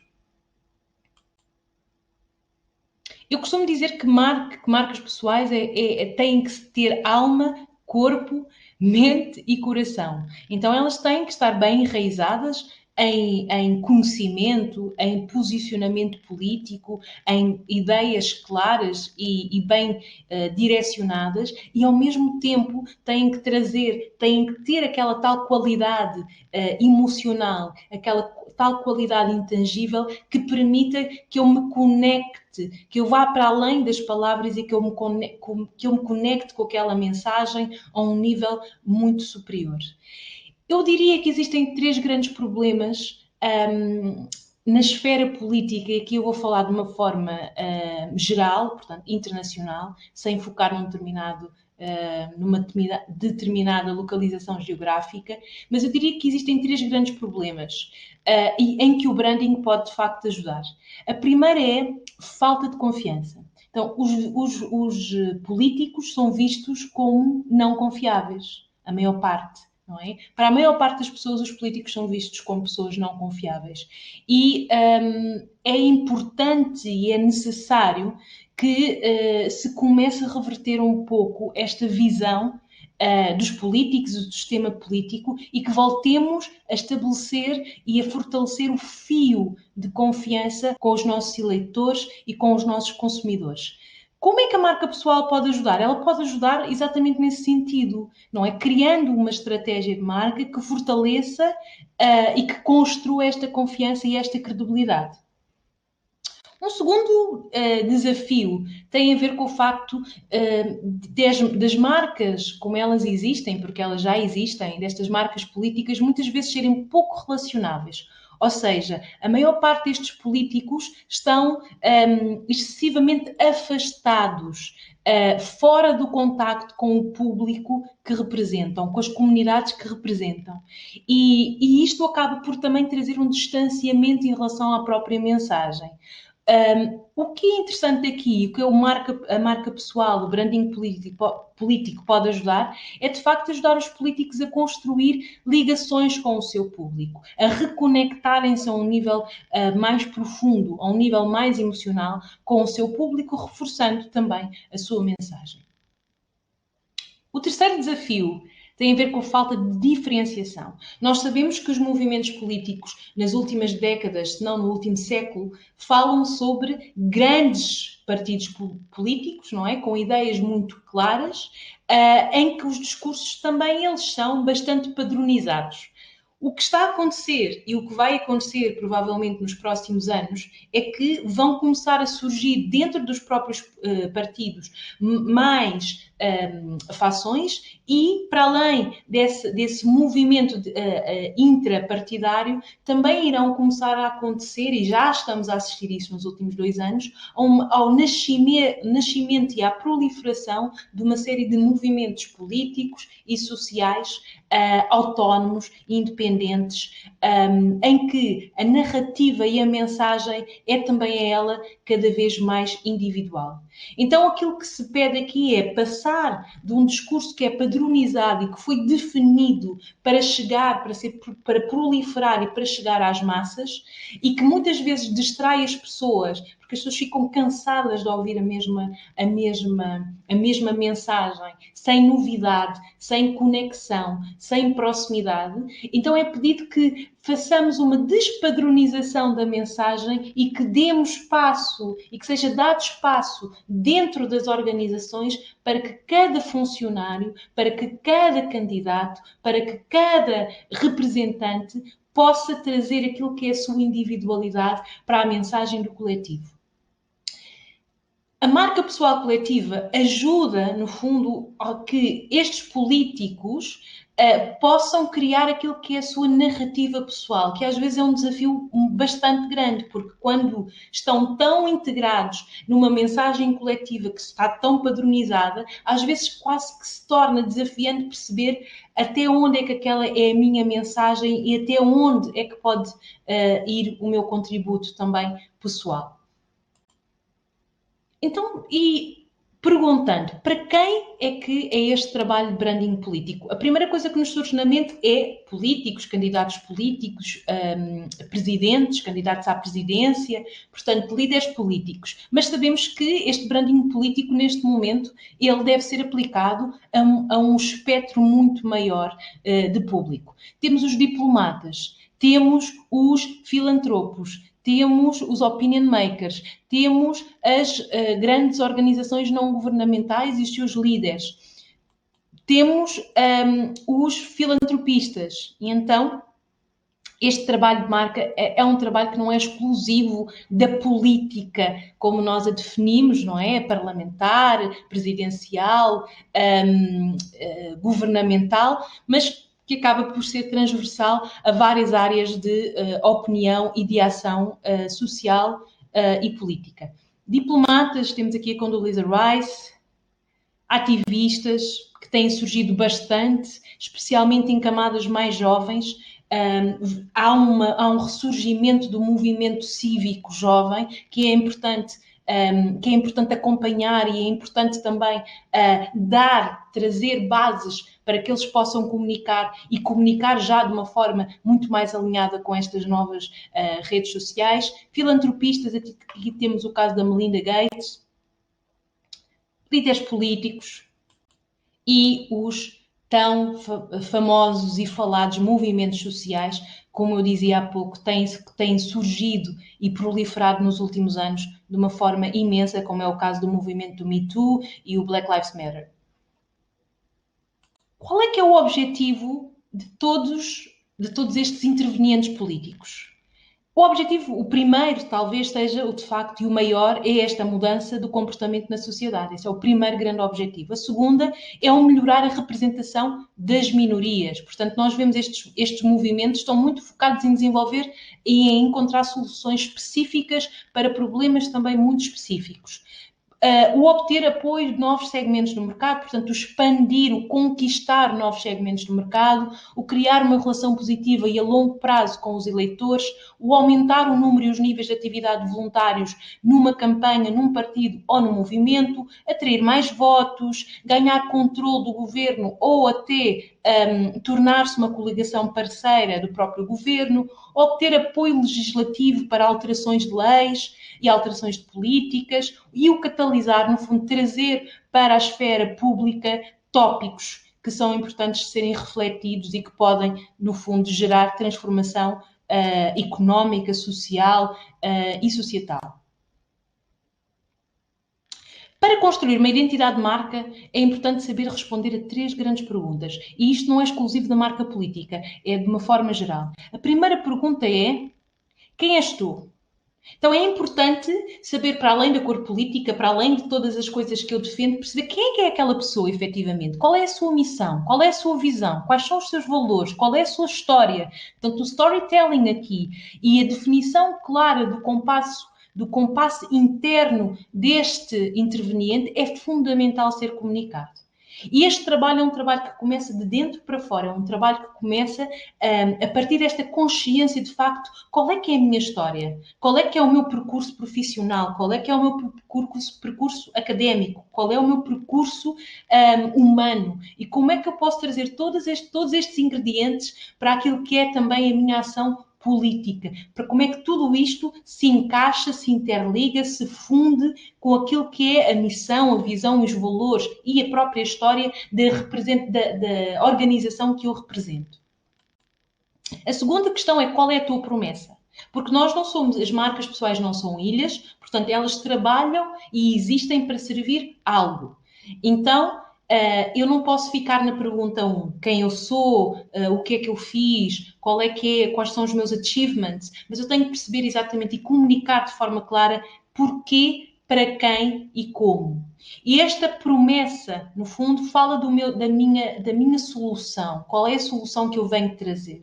E aqui é um trabalho super importante para fazer a nível de branding político, que é exatamente esta questão de eu conseguir perceber e diferenciar-me da multidão, não é? Da multidão política, conseguir perceber exatamente qual é a minha visão única e percebê-la, trazê-la para aquilo que é a minha comunicação, para que ela seja mais facilmente entendível e para que ela seja mais facilmente emotiva e se alinhe com quem está a ouvir.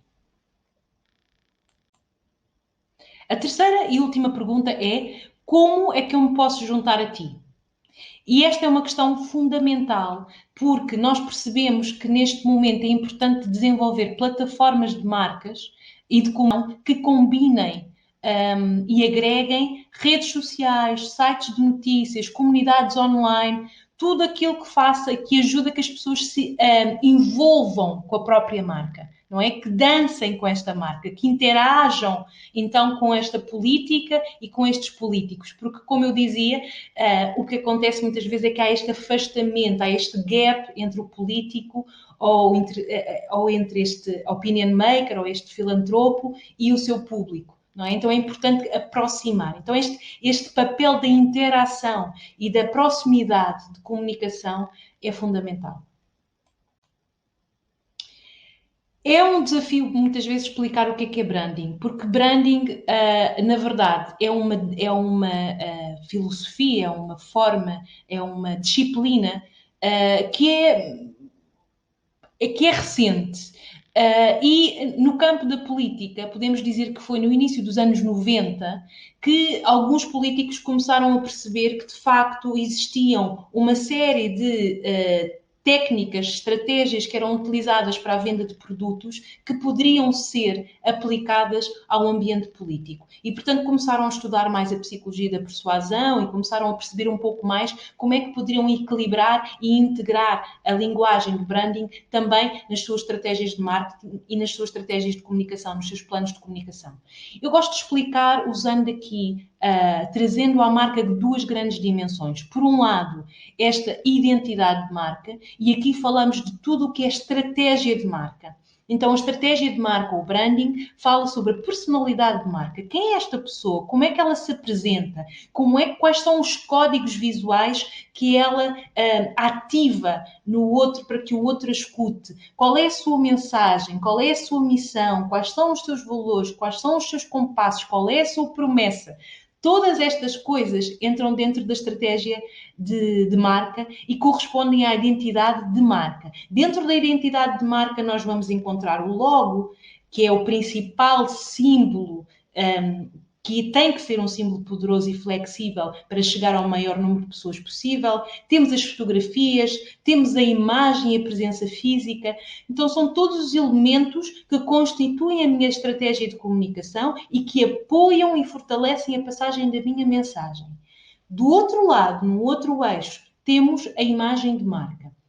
A imagem de marca é como é que toda aquela identidade de marca embate no público, como é que embate na realidade, como é que as pessoas avaliam, qual é o valor que dão a esta marca, qual é a credibilidade que lhe atribuem, qual é a reputação que lhe atribuem. E, de facto, se na identidade de marca nós temos a estratégia, na imagem de marca nós temos a avaliação do desempenho da marca. E muitas vezes o que acontece é que a identidade de marca está a comunicar uma coisa e a credibilidade e a reputação está a chegar, essa marca, essa comunicação está a chegar de uma outra forma. Portanto, é importante equilibrar estes dois pratos da balança para que as coisas se alinhem.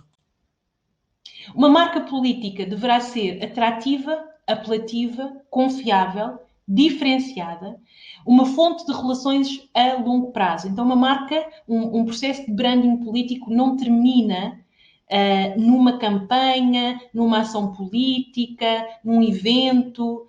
Ela é permanente e é transversal a tudo aquilo que acontece.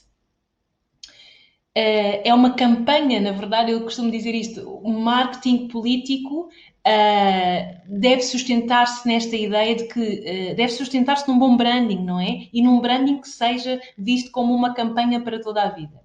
É também uma ferramenta de socialização política da comunidade. Eu acho que este é um fator super importante, porque nós sabemos que precisamos ainda de educar muitas pessoas para aquilo que é política, como é que se faz política. E as marcas pessoais políticas podem ter esta função de educar e de socializar politicamente as comunidades, trazendo e aproximando as pessoas mais para esta dimensão. Gosto sempre de trazer aqui a questão da visão aristotélica de marca, porque eu acredito que estas são 3 dimensões fundamentais que qualquer marca pessoal deve ter e, aqui, de forma mais direta, uma marca política. O logos, o pathos e o ethos. Era assim que Aristóteles dividia aquilo que ele considerava uma boa marca e nós sabemos que a Grécia Antiga e os tempos clássicos têm ainda marcas pessoais que perduram ao longo do tempo. a primeira base, ou o centro, seria o logos. O logos é a coerência interna da mensagem, ou seja, é a qualidade do argumento, é o uso da lógica, é o uso da razão. E, de facto, sem uma boa mensagem, sem um bom plano de ideias, não há uma marca séria, não há uma marca íntegra. Então, essa é uma base e ela é importante. Este apelo lógico ao argumento. A segunda dimensão é o patos. E o patos fala sobre a persuasão emocional. Então, se o primeiro fala de razão, esta dimensão fala-nos da emoção. Nós sabemos que 2/3 das decisões dos eleitores em apoiar um ou outro candidato são explicados apenas por 2 variáveis. A primeira variável é as emoções que eu nutro em relação a uma determinada ideia política ou partido. Portanto, toda a memória que eu tenho em relação à história daquele partido e à relação que eu tenho com aquele partido. E a segunda, a emoção que eu sinto em relação e o sentimento que eu tenho em relação a um determinado candidato ou a um determinado interveniente. Então, nós sabemos que muitas das vezes esta emoção acaba por tornar o logos uma variável muito modesta na escolha e na decisão eleitoral, por exemplo. Ou seja, as pessoas decidem mais pela emoção que têm em relação, pela memória emocional que têm em relação a um candidato, do que propriamente pelas posições políticas desse mesmo candidato. E isso diz-nos muito. Portanto, neste momento o que está a acontecer é que o branding político permite que nós trabalhemos esta persuasão emocional. E isto sempre com o devido respeito e integridade. A terceira dimensão é o resultado do equilíbrio destes dois, que é o ethos. E o ethos fala do quê? Fala desta capacidade de eu criar um polo ético, um compasso moral. E é aqui que eu quero chegar. Eu quero trabalhar a minha marca para que ela possa chegar a um estado em que as pessoas projetam neste político, neste interveniente, neste comunicador, a certeza de que ele é, de facto, alguém que vale a pena ser ouvido, que merece todo o respeito e que tem toda a credibilidade para passar a mensagem que está a passar. Uma identidade visual deve ser uma boa metáfora da mensagem política.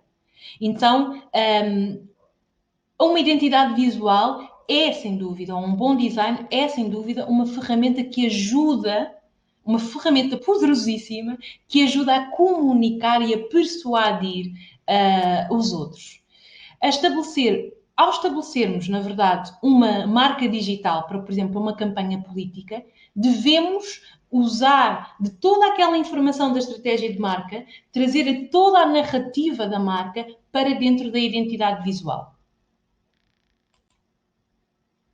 O que é que nós encontramos na identidade visual? Encontramos o logos, portanto, o logo como símbolo que é o mais importante e que vai reforçar a identidade política do seu candidato e que deve ser flexível.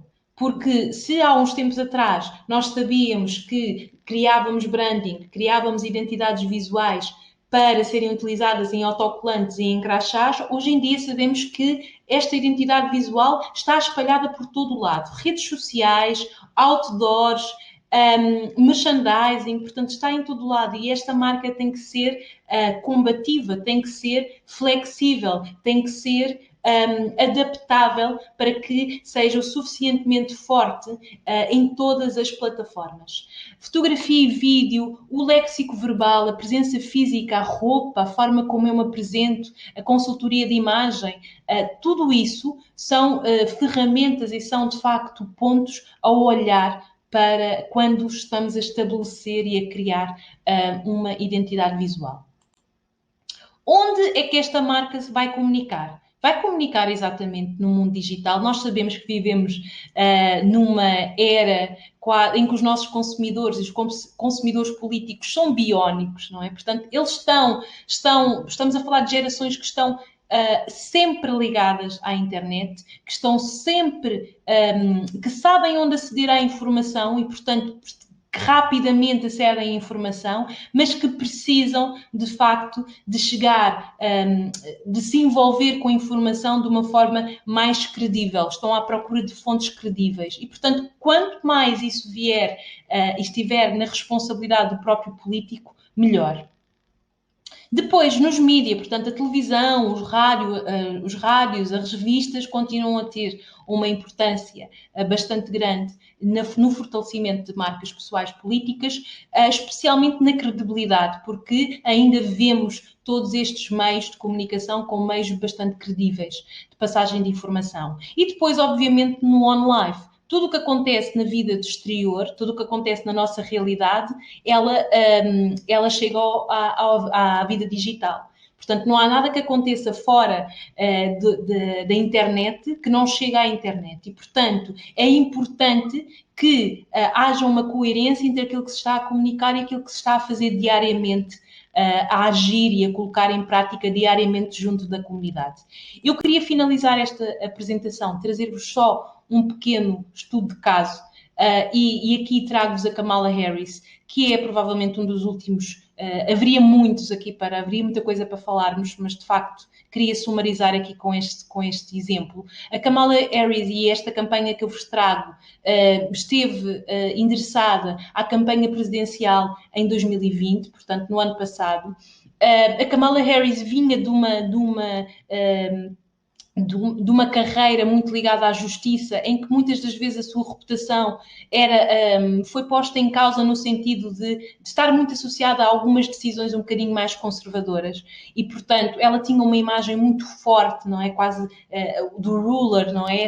Esta questão da autoridade, e tentou-se aqui nesta campanha suavizar e aproximá-la um pouco mais do público, trazendo também muito daquilo que era a sua personalidade mais desenrascada, mais leve, mais simples e mais terra a terra. E, portanto, aquilo que aconteceu aqui é que se foi buscar a história da Kamala, em que ela, de facto, se centrava bastante na mãe, não é? Que muitas das vezes, eu penso que num dos primeiros discursos que ela teve no Senado, ela afirmou mesmo que a sua mãe era uma guerreira, e aquilo que acabaram por fazer aqui, a empresa que desenvolveu este trabalho, foi pegar no arquétipo da guerreira e ir buscar tanto ao exemplo da mãe como ao exemplo da primeira candidata à presidência dos Estados Unidos em 1972, eu penso que o nome dela era Shirley Chisholm, que foi a primeira grande candidata. Então foram buscar um bocadinho estas duas referências para trabalhar esta marca. Aquilo que fizeram foi ir buscar o azul e o vermelho, que é dentro daquilo que é, neste caso, a comunicação política nos Estados Unidos, que é padrão. Modificaram um pouco os tons deste azul e do vermelho e foram buscar todo o ambiente dos anos 70. E, portanto, este início, o movimento feminista, as Alpha Key, portanto, toda esta energia mais retro, e trouxeram-na nas cores, com a introdução deste amarelo, trouxeram-nos no lettering com estas letras bem bold e trouxeram-nos também em toda a imagética, que trouxeram e que acoplaram à própria campanha, permitindo a Kamala também estar de ténis, estar com os seus All-Star, com os seus Converse, estar com os seus blazers soltos, com as suas t-shirts e estar como ela de facto se sente bem e é. E olhando aqui um bocadinho para este branding, que neste momento já não está disponível, porque acabou por ser guardado depois de Biden, não é? Toda esta finalização que foi o final de 2020 e início de 2021. Mas, de facto, o site dela era um site bastante approachable, era um site que chamava muito à proximidade e à intervenção do público. Portanto, estava muito focado no que é que o eleitorado poderia fazer para se aproximar e fazer também ele parte dessa comunidade e desta campanha. Bom, assim termino a minha apresentação. Espero que tenham gostado, espero que vos tenha inspirado e, acima de tudo, espero que possam encontrar pontes com o branding político nas vossas intervenções daqui para a frente. Desejo-vos muita saúde e espero ver-vos em breve. Obrigada. Muito obrigada, doutora Susana Rodrigues, pela sua intervenção. Assim chegamos ao fim do terceiro painel da Jornada de Relações Públicas, intitulada Um Olhar sobre o Marketing Político Digital. e obrigada pela vossa atenção.